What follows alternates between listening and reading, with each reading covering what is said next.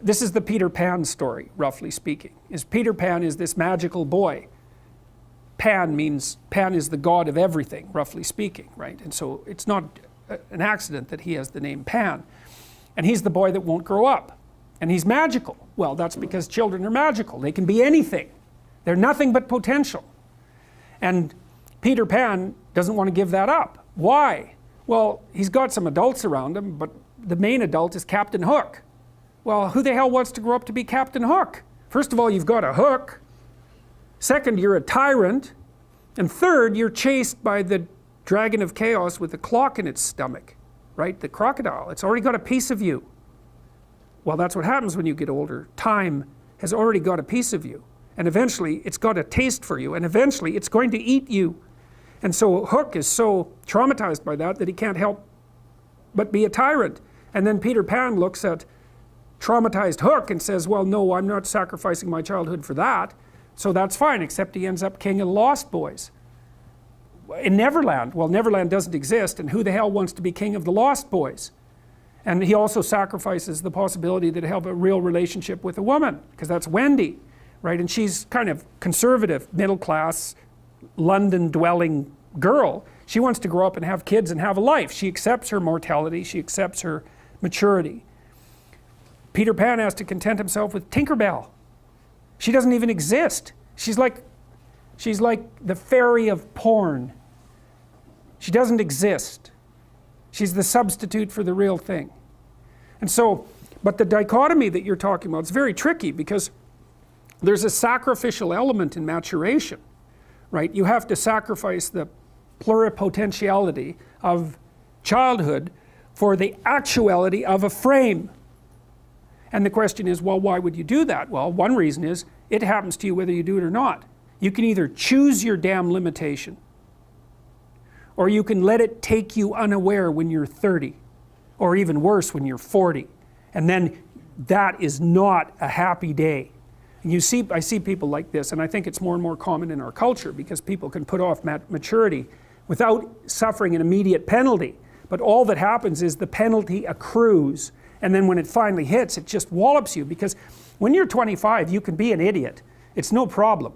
Even when you're out in a job search, it's like, well, you don't have any experience and you're kind of clueless. It's yeah, you're young, it's no problem.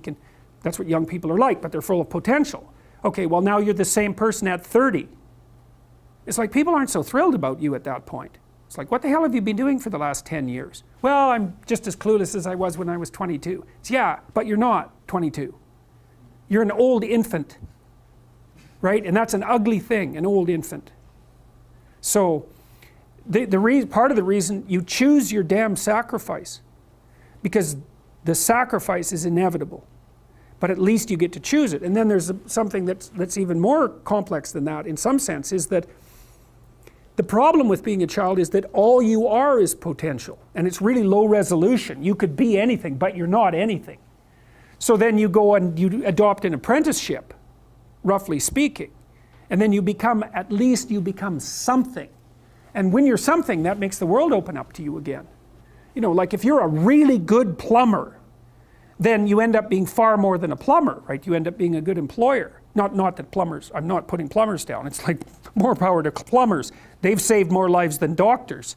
So, hygiene, right? So, if you're a really good plumber, well, then you have some employees, you run a business, you train some other people, you enlarge their lives, you're kind of a pillar of the community, you have your family. Once you pass through that narrow training period, which narrows you and constricts you and develops you at the same time, then you can come out the other end with a bunch of new possibility at hand. And Jung talked about that. He thought that part of the proper path of development in the last half of life was to rediscover the child that you left behind as you were apprenticing.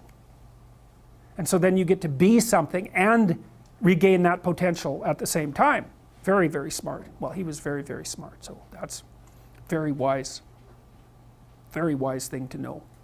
So, yep. Sacrifice. We'll talk more about that too. You get to pick your damn sacrifice. That's all. You don't get to not make one. You're sacrificial whether you want to be or not. That's a good thing to know as well. So even though it's rather, it's a rough thing to figure out. But other questions?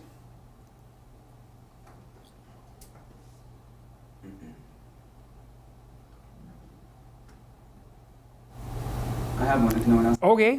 That thing you just said about noticing it more and more in people late into their 20s. Yeah. What do you think about that? Where do you think that comes from in terms of the culture we live in? I think universities facilitate it. Because you can go to university to not be something instead of going to university to be something. And it's Pleasure Island. And the price you pay for it, especially in the US, is debt. And you're enticed into it because the administrators can pick your pocket. So they rob your future self while allowing you to pretend that you have an identity, right? Very nasty. And you can't declare bankruptcy with your student loans in the US. It's indentured servitude. And it's precisely Pleasure Island. It's exactly that. And so tuition fees have shot way out of control. And part of the reason that universities don't make more demands on their students and let them get away with all the things they let them get away with is because they're basically, why the hell would you chase them out? They're $100,000 or more. So they can do whatever they want as long as you get to sell them to the salt mines. Right. So, and it's not the only reason, because the other thing that's happened is that the rate of technological transformation is so fast now, and the rate of turnover of things is that it is genuinely harder for people who are, say, 18 to 20. When I was a kid, roughly speaking, the kind of rough patch for life was probably 14 to 17, something like that. Now I think it's 18 to 25, something like that. And I think the reason for that is that all the jobs that the bloody hippies complained about being doomed to in the 1960s have now disappeared. Their problem was, oh my God, I'm going to go have to work for a corporation and get a salary for the rest of my life. And then I'll just end up in it with a pension, and that'll be my whole life. It's like, well, it seems like a lot better deal than an endless round of part-time Starbucks jobs. So, some of it is that. There's a space now in our culture that is lacking for people to make that transformation from adolescence into adulthood. And so the cost of that is forestalled. It's not a good thing. It's not a good thing.